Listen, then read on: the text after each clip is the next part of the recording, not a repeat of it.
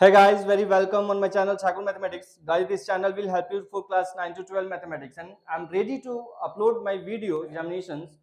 And guys आप सभी अपने सिलेबस से फैमिलियर हैं और बच्चों को काफ़ी हद तक परेशानी इस टॉपिक को लेकर रहता है। सिलेबस का अभी भी अपने ऑफलाइन सेंटर पे बहुत सारे बच्चे सिलेबस के कंसर्निंग हमेशा पूछते रहते हैं, सर मैथ्स में क्या कटा है, क्या जुटा है, ठीक है ना। फर्दर ये सारी इन्फॉर्मेशन तो एक अच्छे स्टूडेंट्स के लिए प्रायोरिटी अपने सिलेबस की मैंडेटरी होती है और मैंडेट होता है।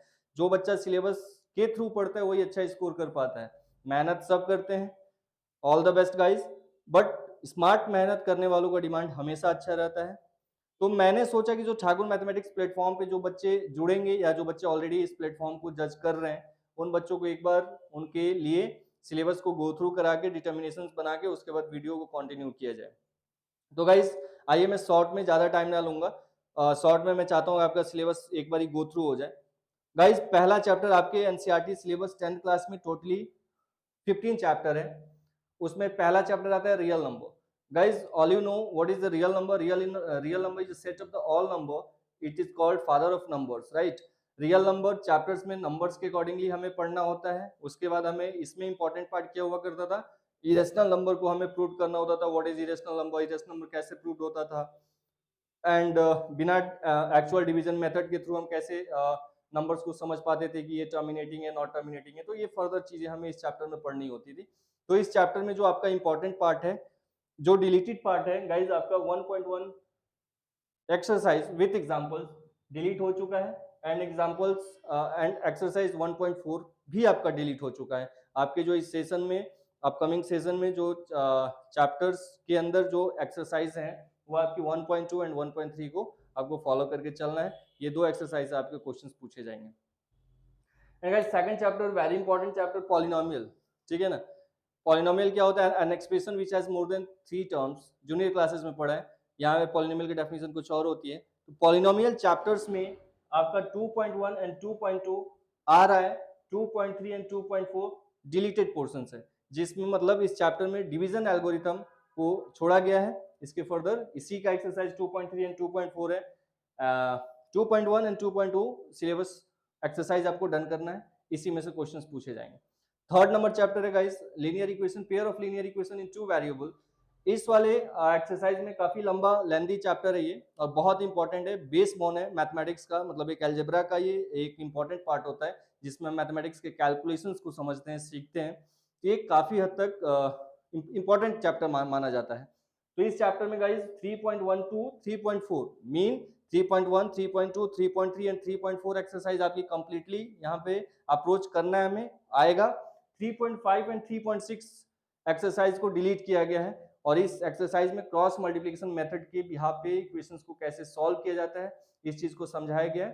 तो इससे बेस्ड क्वेश्चन आपके 3.5 और 3.6 में अवेलेबल है, तो इसीलिए इस चैप्टर को डिलीट कर दिया गया है सीबीएसई के बिहाफ पे। एंड गाइस उसके बाद जो आपका इंपॉर्टेंट चैप्टर आता है quadratic equations.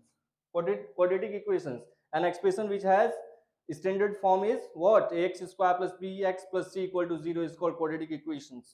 And guys quadratic equation maths में जैसे linear equation in two variable भी अप्रोचेबल चैप्टर माना जाता है। Quadratic is the best part of algebra, ठीक है ना। क्वाड्रेटिक एक ऐसा चैप्टर होगा अलजेब्रा का जो आपके इंटायर मैथमेटिक्स में, चाहे वो 11th पढ़ो, 12th पढ़ो, इंजीनियरिंग पढ़ो एंड फर्दर किसी भी एग्जामिनेशन के लिए पढ़ो, वहां पे आपको इसका बहुत अच्छा खासा इनरोलमेंट मिलता है। इसलिए चैप्टर को हम जब वीडियो पढ़ेंगे तो उसमें सिलेबस तो मैं गो थ्रू करा रहा हूँ ताकि आप फोकस्ड करिए, मैं आपके नॉलेज के लिए फोकस्ड करते रहूंगा, ठीक है ना।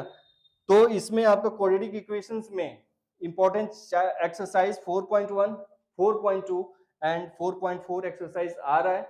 मतलब इसमें जो डिलीटेड पोर्शंस है कंप्लीटिंग द स्क्वायर मेथड के यहाँ पे जो इक्वेशंस जो हम जीरोस निकालते हैं, रूट निकालते हैं, वो पार्ट्स को डिलीट किया गया है और उससे बनने वाली जो एक्सरसाइज है आपकी वो है आपकी 4.3, इसलिए 4.3 को डिलीट किया गया है, ठीक है ना।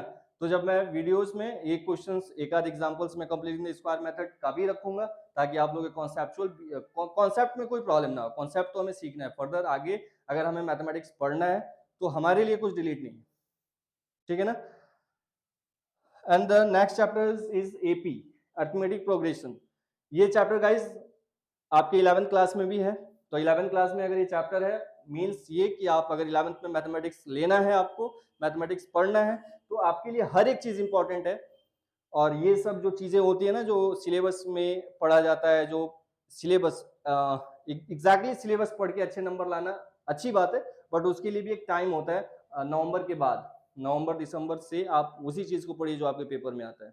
लेकिन अभी अगर आप कुछ पढ़ रहे हो तो उसमें कुछ सीखने की कोशिश करिए, क्योंकि आगे भी आपको मैथ्स अगर पढ़ना है तो एपी में कंप्लीट चैप्टर आ रहा है, कुछ भी डिलीट नहीं है गाइस। सबसे टफ बहुत सारे बच्चों को ट्रायंगल लगता है, और ट्रायंगल इसलिए लगता है कि ज्योमेट्री अप्रोच होता है, वहां पे माइंडली बहुत सारे अप्रोच नहीं होते क्वेश्चन को सॉल्व करने के लिए। स्पेसिफिक कुछ एक थ्योरम्स होती हैं, उनके बेस्ड प्रॉपर्टीज होती हैं, उन्हीं के बिहाफ पे हमें क्वेश्चंस को सॉल्व करना होता है, आई मीन रटने जैसा, ठीक है ना। तो इसलिए बच्चों को थोड़ा परेशानी करता है।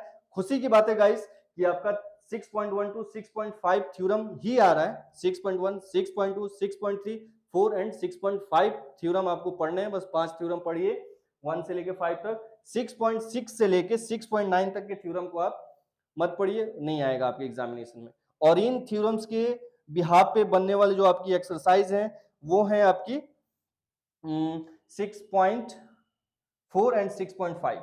तो 6.4 और 6.5 एक्सरसाइज को गाइस डिलीट कर दिया गया है सीबीएसई बोर्ड के थ्रू, तो आपको नहीं पढ़ना है। आपको 6.1, 6.2 एंड 6.3 एक्सरसाइज पे फोकस करना है। ये 3 एक्सरसाइज आपकी आने वाली है। उसके बाद guys chapter 7 coordinate geometry. Coordinate geometry when a point plot with the help of two perpendicular line is called coordinate geometry. Basic definitions है आप लोगों के क्लास के लिए, जिसमें दो एक्सिस होंगे एक्स वाई, जिसमें आप पॉइंट को प्लॉट करते हो, फिर उस पॉइंट से बने हुए लाइंस के बीच की डिस्टेंस निकालना है, सेक्शंस फॉर्मूले और भी बहुत कुछ होता है, एरिया ऑफ ट्रायंगल होता है। तो गाइस इस वाले एक्सरसाइज में आपके एरिया ऑफ ट्रायंगल से बनने वाले क्वेश्चंस को डिलीट किया गया है। और सेक्शंस फॉर्मूले में दो सेक्शन फॉर्मूला मतलब दो सेक्शन पार्ट्स होते हैं, एक इंटरनली और एक्सटर्नली। किसी भी लाइन सेगमेंट के अंदर अगर कोई डिवीजन हो रहा है दैट मींस वो इंटरनली सेक्शन है, और बाहर हो रहा है लाइंस के दैट इज एक्सटर्नली सेक्शंस। उस वाले पोर्शंस को डिलीट करा गया है। मतलब सेक्शंस पार्ट पढ़ना है बट आपको इंटरनली सेक्शंस के बारे में पढ़ना है, एक्सटर्नली सेक्शंस नहीं पढ़ना है। तो गाइस कोऑर्डिनेट ज्योमेट्री में एरिया ऑफ ट्रायंगल से रिलेटेड क्वेश्चंस आपको छोड़ने हैं, और आपका सेक्शंस फार्मूला एक्सटर्नली वाले पोर्शंस को छोड़ना है। और फर्दर मान के चलिए कंप्लीट चैप्टर आ रहा है। Chapter number 8 guys trigonometry. Trigonometry maths के लिए जान है, और ट्रिग्नोमेट्री चैप्टर्स का एक्सरसाइज 8.3 को सीबीएसई ने इस ईयर में, अपकमिंग ईयर में डिलीट करा है, बट उसके फर्दर सब कुछ पढ़ना है। और मैं गाइस ये बोलूंगा कि ट्रिग्नोमेट्री को आप पूरा पढ़िए अगर आपको आगे मैथ्स पढ़ना है। मैथ्स के लिए जान होती है ये, इंटायरली किसी भी चैप्टर में कहीं भी इसका इंप्लीमेंट होगा और आपको परेशान करता है, इसलिए इसको अच्छे से पढ़ना है। ट्रिग्नोमेट्री पढ़िए, 8.3 छोड़ने से भी कोई फायदा नहीं है, बट आपके सीबीएसई में नहीं पूछा जाएगा। Chapter number 9 application of trigonometry. Application of trigonometry guys पूरा का पूरा आ रहा है, कुछ भी डिलीटेड पार्ट नहीं है। और एप्लीकेशन ऑफ ट्रिग्नोमेट्री जिसको ट्रिग्नोमेट्री के ट्रिग्नोमेट्रिक रेशियोज पे कमांड है और ट्रिग्नोमेट्रिक एंगल्स को आपने पढ़ा हुआ है, तो उसी के एप्लीकेशन से इसको सॉल्व किया जाता है। It's very simple.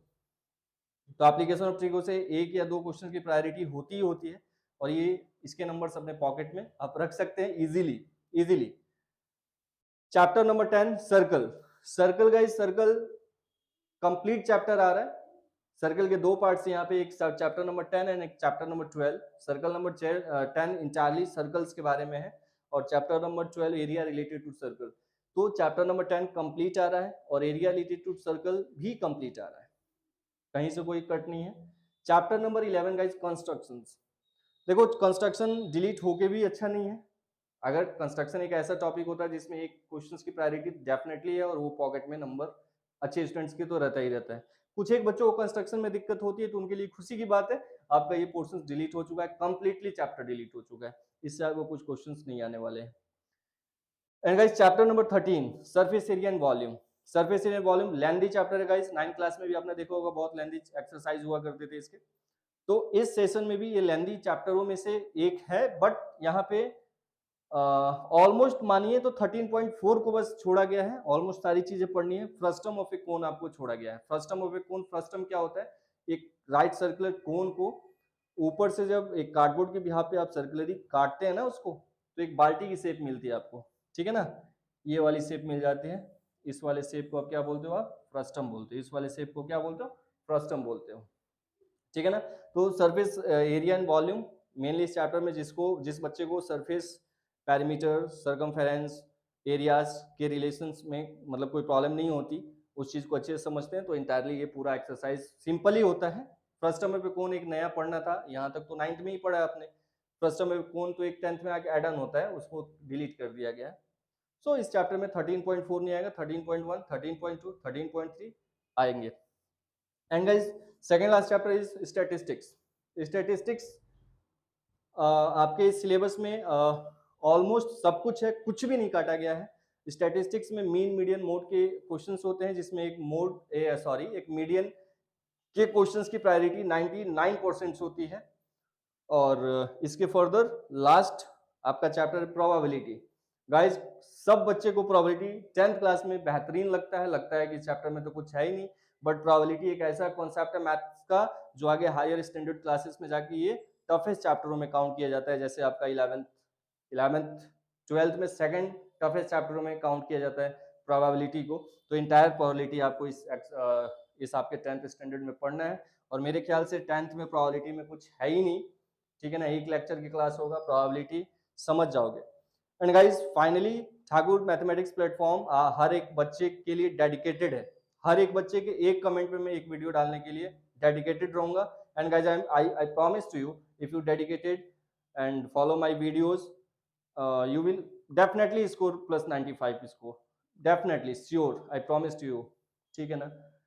And guys Thakur mathematics आप सभी स्टूडेंट से बस एक चीज चाहेगा कि अगर आप मेरे चैनल पे नए हैं तो प्लीज शेयर सब्सक्राइब जरूर करिएगा, हर एक वीडियो को फॉलो अप करिएगा, फीडबैक देते रहिएगा। अगर एक सिंगल स्टूडेंट्स को अगर एक सिंगल टॉपिक पे डाउट्स होगा, हम उसके लिए डेडिकेटेड हैं, मैं उसके लिए टास्क करूंगा, अपना वीडियो उसके लिए डेडिकेट दूंगा।